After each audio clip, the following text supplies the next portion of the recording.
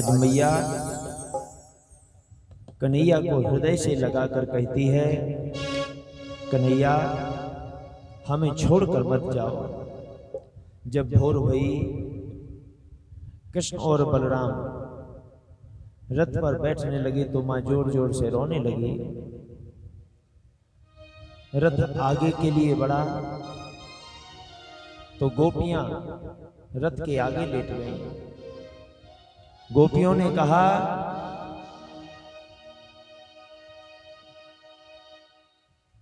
अक्रूर जी, यदि तुम रथ ले जाना चाहते हो तो ले जाओ, रोक क्यों दिया?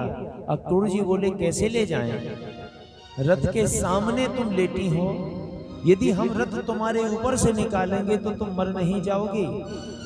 गोपियां कहने लगी, हम जिंदा कहाँ हैं? यदि यमराज किसी मुर्दे से ऐसी बात करेंगे तो शोभा नहीं देता है। प्राण तो हमारे निकाल के तुमने रथ पर बैठा लिए, प्राण निकाल कर तो तुमने अपने रथ पे बैठा लिए, अब हमारी जान तो रथ पे बैठ गई, अब तो हम बेजान हो गए, तो हम क्या करेंगे? अक्रूर जी कहने लगे, अरे तुम उठो, हमें जाने दो। गोपियां कहती, हमने रोका कब है कि तुम मत जाओ, हमारे ऊपर से रथ निकाल के ले जाओ, हम कुछ नहीं कहेंगे। तब कन्हैया रथ से नीचे उतरे, राधा जी के पास गए, कहा, राधा जी आप तो सब जानती हैं, हमें आगे की लीला संपन्न करनी है तो हमें जाना पड़ेगा। राधा जी बोली, तुम तन से जहां जाना चाहो चले जाओ, पर हमारे हृदय से तो तभी जा सकते हो जब हम चाहें, और हम अपने हृदय से तुम्हें कभी नहीं निकलने देंगे, और हम आपसे प्रेम करते हैं तो आपकी खुशी में ही हमारी खुशी होना चाहिए, इसलिए आप चले जाओ। कन्हैया बोले, राधा जी ये मुरली रख लो, ये हमारी निशानी हो गई। तब राधा जी कहने लगी कि जब बजाने वाला ही जा रहा तो अब इस बेजान मुरली का हमें क्या करना, इसलिए आप चले जाओ, बस आप जहां भी रहो बस प्रसन्न रहना, आपकी प्रसन्नता में ही हमारी प्रसन्नता होगी। जब कृष्ण बलराम जाने लगे तो मां दौड़ के पीछे से आई, रथ आगे आगे जा रहा, मां पीछे पीछे दौड़ रही, रथ आगे आगे जा रहा, मां पीछे पीछे दौड़ रही। तब दऊ भैया ने कही, कन्हैया मां को रोक। कन्हैया बोले, मैंने बहुत से उपाय कर लिए पर मां रुकने का नाम नहीं ले रही। रथ जैसे ही तीव्र गति से दौड़ता वैसे ही मां दौड़ती। अंत में कन्हैया ने एक शब्द ऐसा कह दिया कि मां एक कदम भी आगे ना बढ़ी और धड़ाम से गिर पड़ी। वह शब्द क्या था?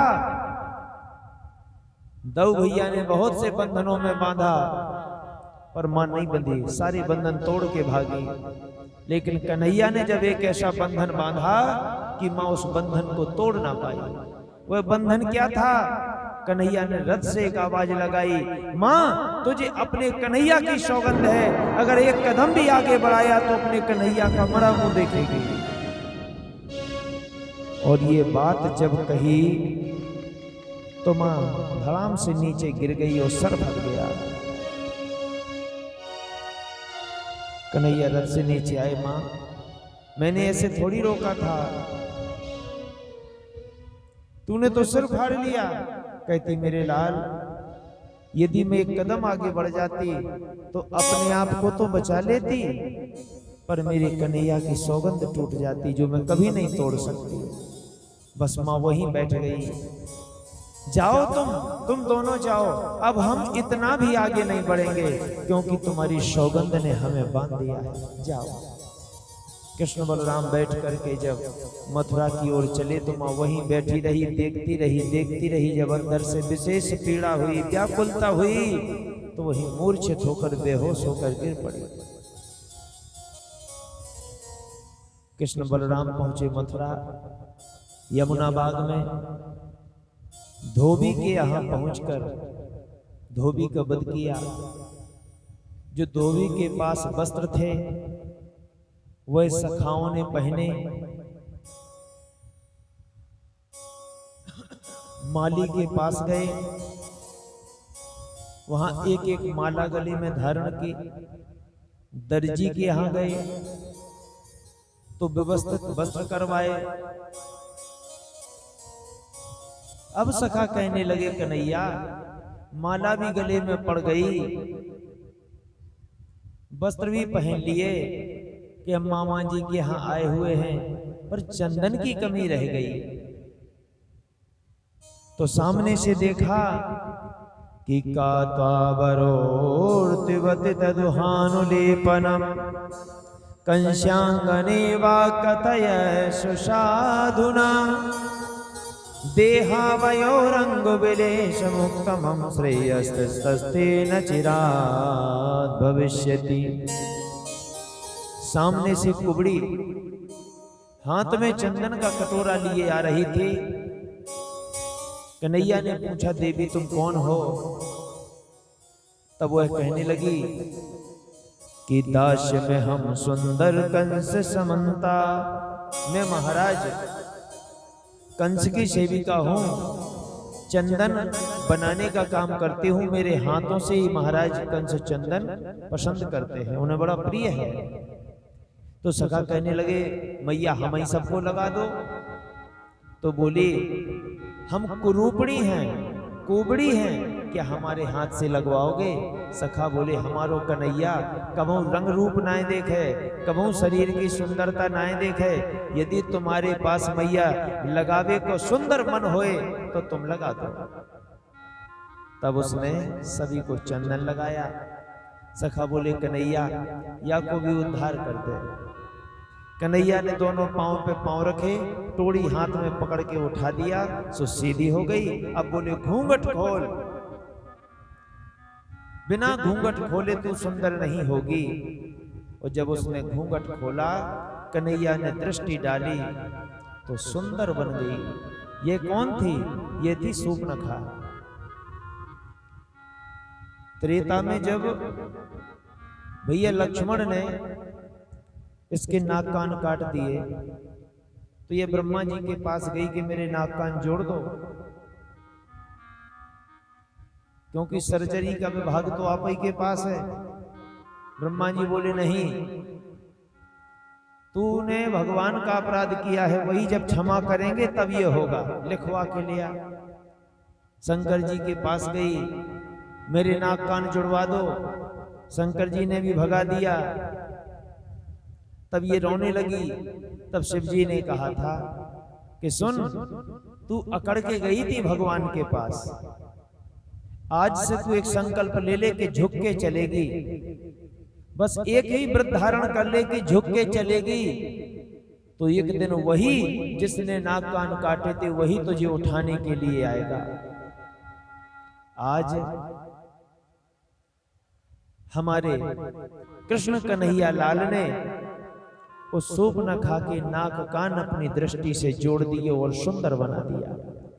ये कथा हमें ये संकेत करती है कि जब तक हम लोक लाज का घूंघट नहीं खोलेंगे, जब तक हम श्रीमान बने रहेंगे और हनुमान नहीं बनेंगे, तब तक श्री राम हमारे हृदय में भी नहीं आएंगे।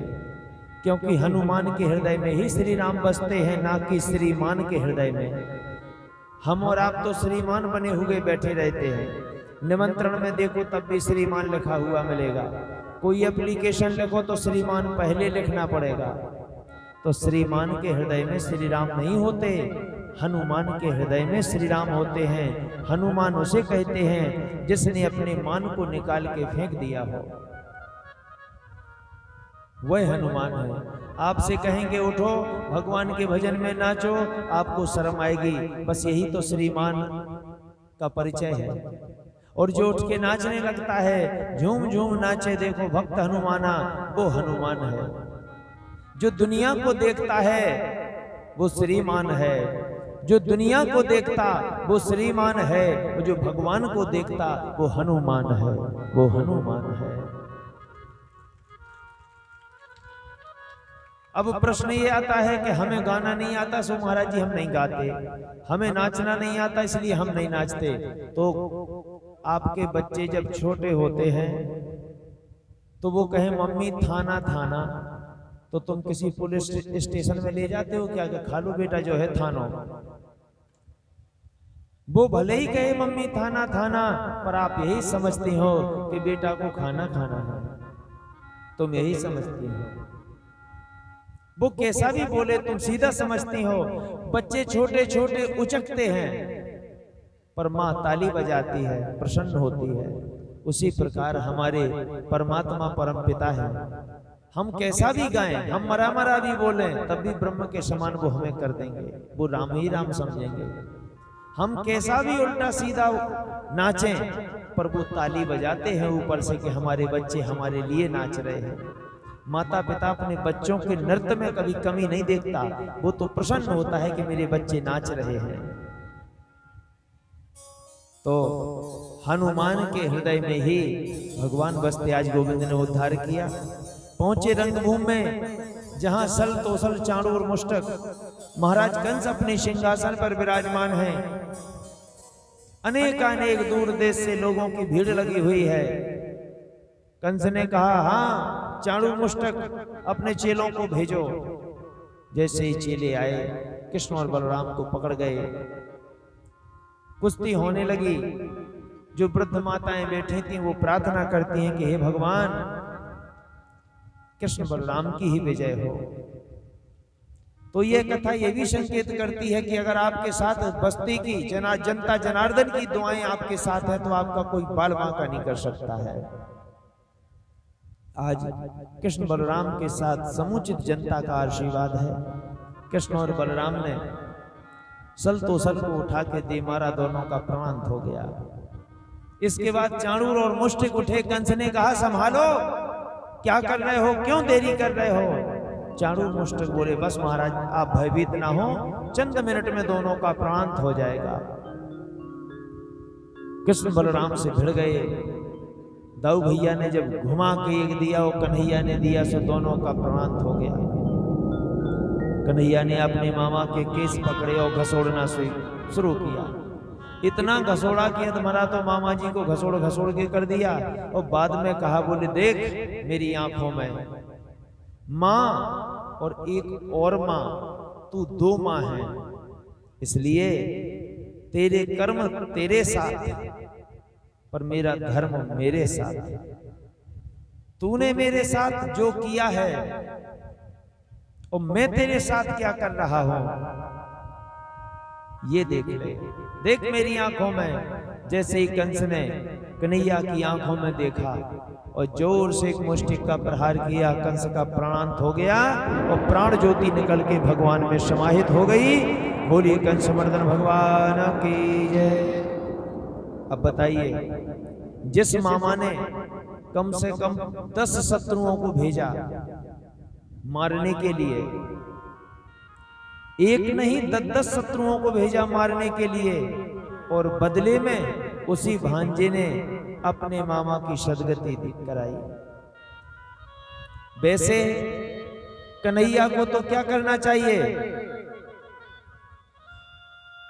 कन्हैया को तो यह करना चाहिए था कि अपने मामा जी को नरक में भेज देते, ये हो जाता बदला। लेकिन कन्हैया ने क्या किया, सदगति, सबसे बड़ी मुक्ति सहज मुक्ति होती है, वो अपने मामा जी को प्रदान की। ये कथा क्या शिक्षा देती है कि जो तो खां कांटे बहे उसे बहे तू फूल, और तुझे फूल के फूल हैं उसे बने त्रिशूल। जैसे के साथ हमें तैसा नहीं बनना, भगवान कृष्ण हमें यही शिक्षा दे रहे हैं। जैसे किसी ने आपको 2 गालियां दी चलो उदाहरण के तौर पर आपके पास एक फल है, आपने कहा महाराज जी ये फल ले लो, हमने कहा मुझे नहीं चाहिए। अब वो फल किसके पास रहेगा? तुम्हारे पास।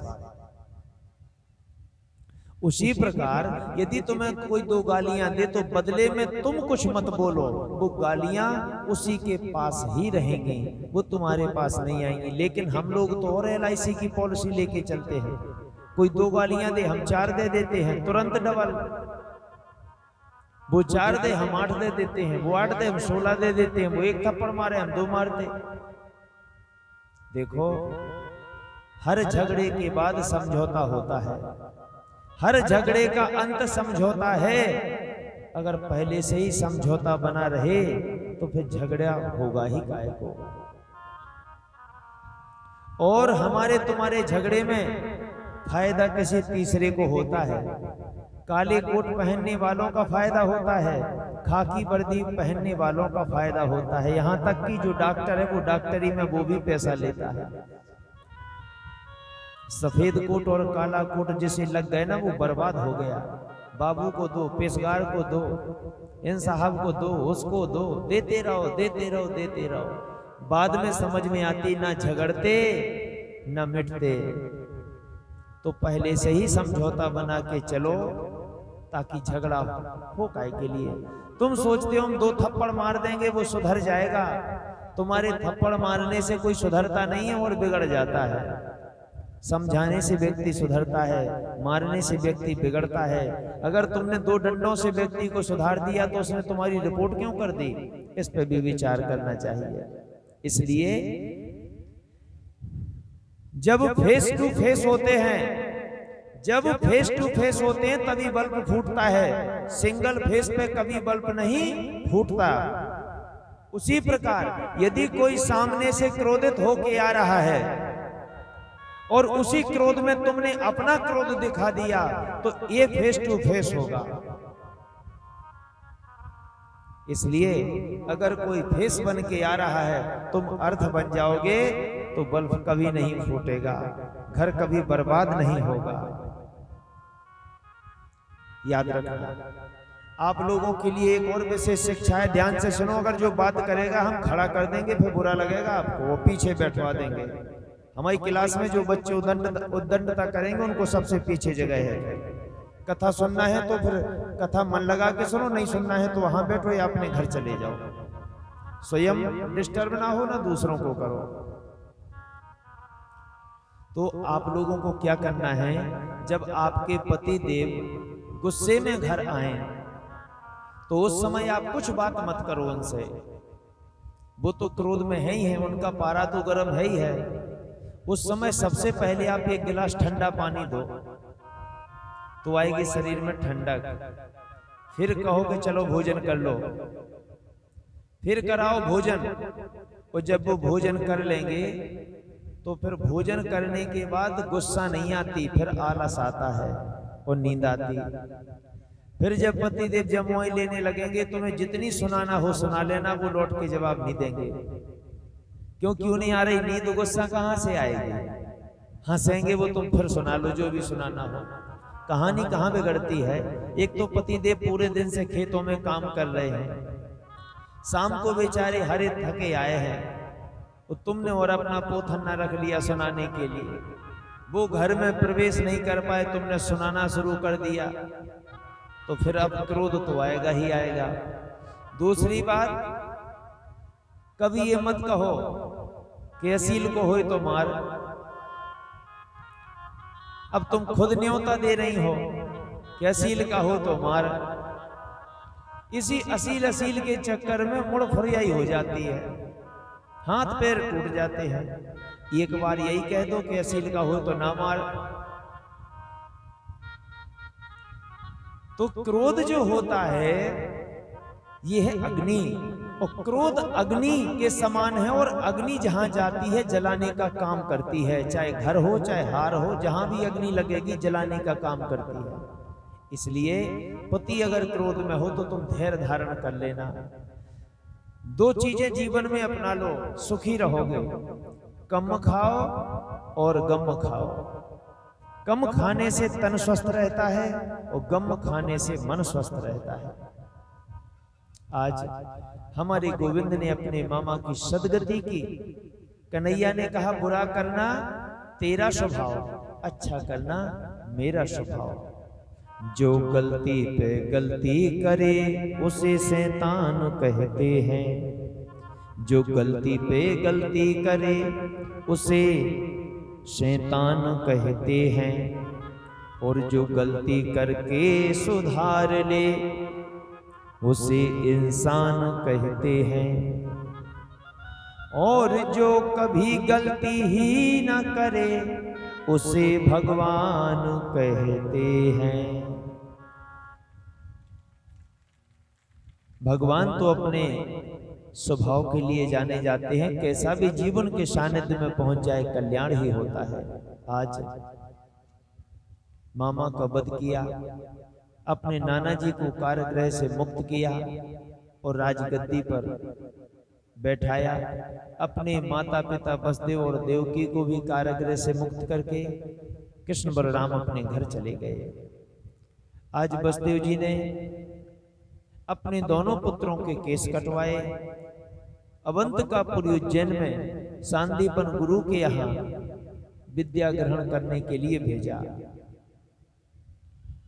सांदीपन गुरु जी के यहाँ वहीं सुदामा जी से मित्रता हुई और अपने गुरु पुत्र को यमपुरी से वापस लाकर कन्हैया ने अपना यश बढ़ाया। आज अवंतकापुरी से विद्या ग्रहण करके जब कृष्ण लौट कर आए तो बस रोते ही रहते थे, रोते ही रहते थे। आज वसुदेव जी ने पूछा,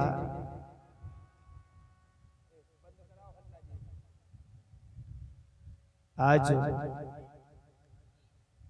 उद्धव से कहा, उद्धव कृष्ण जब से सांदीपनी गुरु जी के यहां से लौटे तब से रोते ही रहते हैं, रोते ही रहते हैं। जाओ पूछो क्या कारण है, क्यों रो रहे हो? क्योंकि मैं अभी इनके स्वभाव से परिचित नहीं हूं। यशोदा जी जानती हैं कृष्ण का स्वभाव कैसा है, मैं नहीं जानती, इसलिए तुम हम उम्र हो, तुम्हें अपनी बात वह बता देगा। उद्धव गए, कृष्ण से कहने लगे, कृष्ण तुम जब से गुरु के यहां से आए हो, जब से अवंतकापुरी से आए हो, बस तुम्हारी आंखों में आंसू ही दिखते रहते हैं, कारण क्या है? तब कन्हैया ने कहा, उद्धव मोहि ब्रज बिसरत नाही, हंस सुता की सुंदर करलव, अरु वृक्षण की छाई, उद्धव मोहि ब्रज बिसरत नाही। जो सखा मेरे साथ आए थे मैंने उनसे कह दिया तुम जाओ, मैं परसों आ जाऊंगा। आज परसों बीत गए, वो मेरी प्रतीक्षा कर रहे होंगे। जो मां यशोदा दौड़ लगा के आई, मैंने अपनी सौगंध में बांध दिया, वही बेसुध हो गई थी, वो जाने आज जी रही है कि मर गई है। जो गायें मेरे बिन घास नहीं खाती थी, मुझे कभी गायों को हाँकने की आवश्यकता नहीं पड़ी, मैं आगे हो जाता था, वो पीछे दौड़ती चली आती थी। कभी उन्होंने मुझे परेशान नहीं किया। जब मैं आ रहा था तो वो बंधन तोड़ तोड़ के भाग रही थी। उन गायों की जाने क्या स्थिति होगी। उद्धव हंसने लगे, कहने लगे, कन्हैया कोई इतनी प्रतीक्षा नहीं करता जितना तुम सोच रहे हो। घंटे 2 घंटे 1-2 दिन प्रतीक्षा लोग कर लेते हैं और बाद में कहते जब आएगा सो आ जाएगा, कहां तक इंतजार करें। यही होता है कन्हैया, ये लौकिक दुनिया है, ये लौकिक व्यवहार है, जो सामने दिखता है वो उतना होता नहीं। कन्हैया कहने लगे, उद्धव यही तो बात है कि हमारे ब्रजवासी वैसे नहीं है जैसा तुम सोच रहे हो। तुम एक बार उद्धव जाओ, उनकी सुध ले आओ, वो किस हाल में है, बस फिर हमारा रोना बंद हो जाएगा। उद्धव बोले, हम ठीक है, हम अभी समझा के आते हैं, लेकिन हम ज्यादा समय नहीं रुकेंगे, हम बृहस्पति के शिष्य हैं, हमें वेदों का ज्ञान है, 10 मिनट में समझा देंगे और लौट आएंगे। कन्हैया बोले, पहले जाओ तो सही। रथ पर बैठाया, एक मोर पंख उद्धव के सिर में लगाया, उद्धव कहने लगे, ये मोरपंख किस लिए लगा रहे हो? कन्हैया बोले, ये तुम्हारा गेट पास है, अगर ये मोरपंख तुम्हें नहीं लगाएंगे तो ब्रज में कोई घुसने नहीं देगा, इसलिए मोरपंख लगा लो और कह देना मैं कन्हैया का मित्र हूं, जब तुम्हें कोई घुसने देगा। आज उद्धव चले तो एक रास्ते में बारी के झकड़े ने उद्धव का पीतांबर फाड़ दिया। सुखदेव जी महाराज कहते, परीक्षित, ज्ञान प्रेम से कभी नहीं जीत सकता, आज ज्ञान फट गया है प्रेम की नगरी में, जाने से पहले ज्ञान फटने लगा है। आज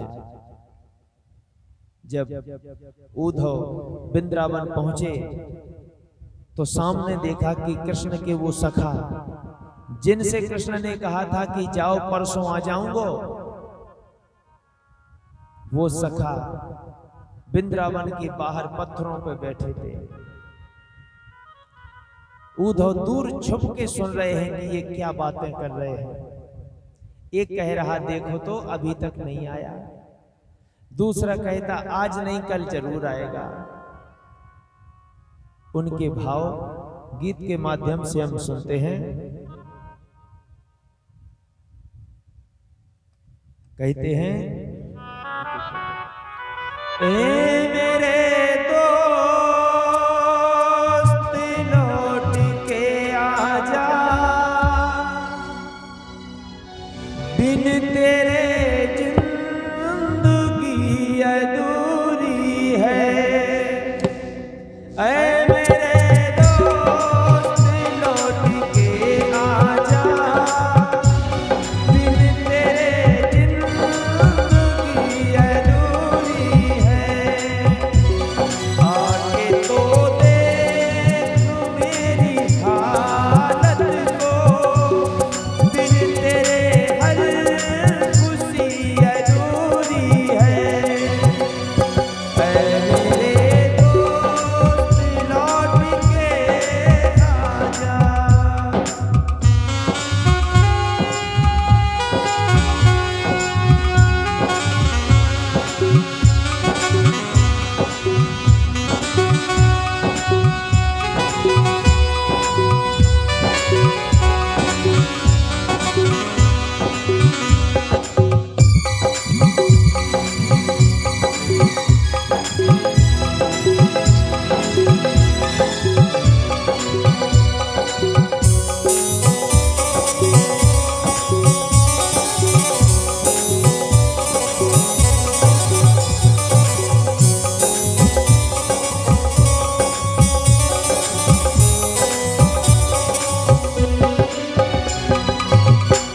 बन के हमदर्द मेरा हमसाया, तू मेरी जिंदगी में आया था।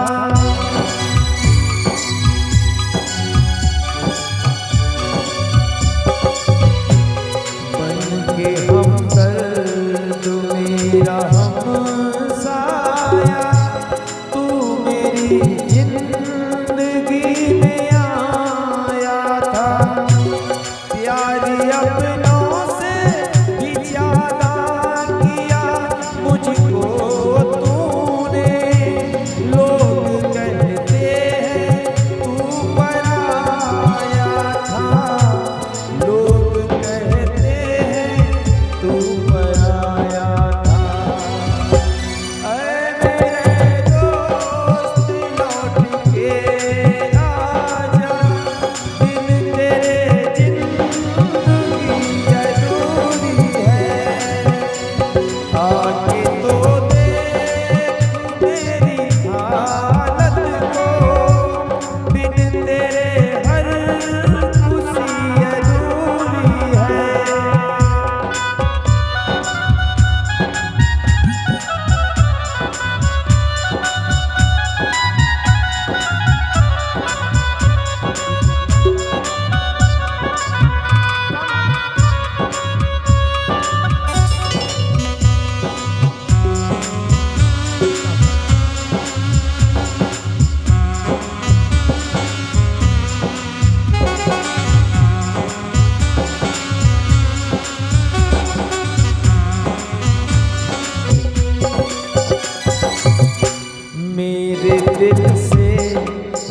यही दुआ निकले, तू जहां भी रहे खुशहाल रहे।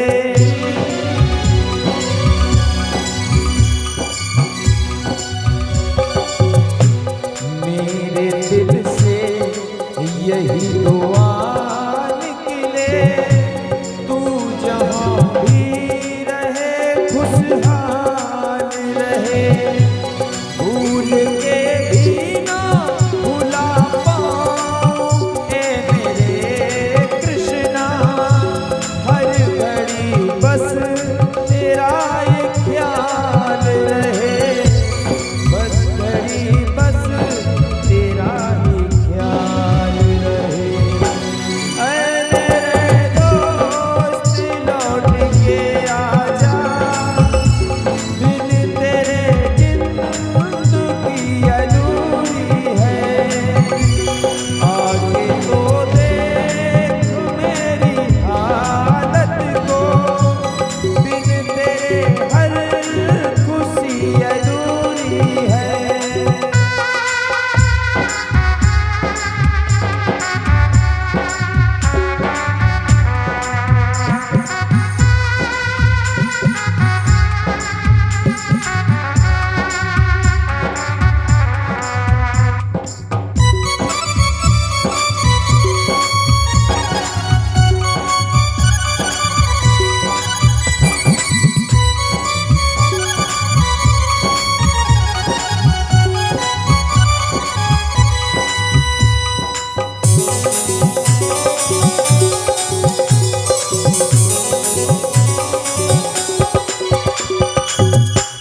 याद आते हैं जब करम तेरे, मेरी आँखों से अश्क बहते हैं।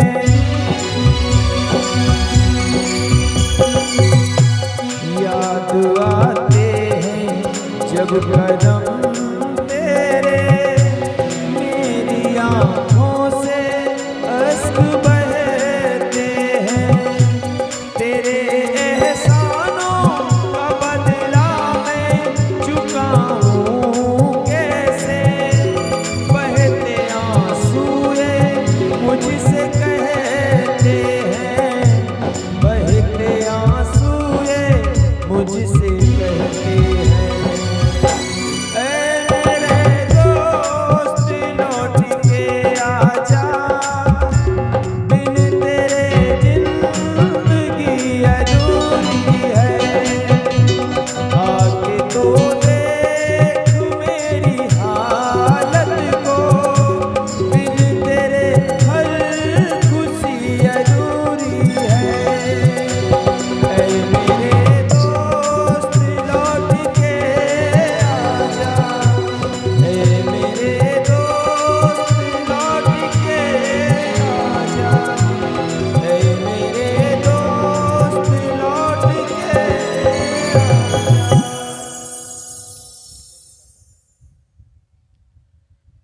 बोलिए भागवत भगवान की जय। भागवत प्रेमी बंधुओं, आज जब उद्धव जी प्रेम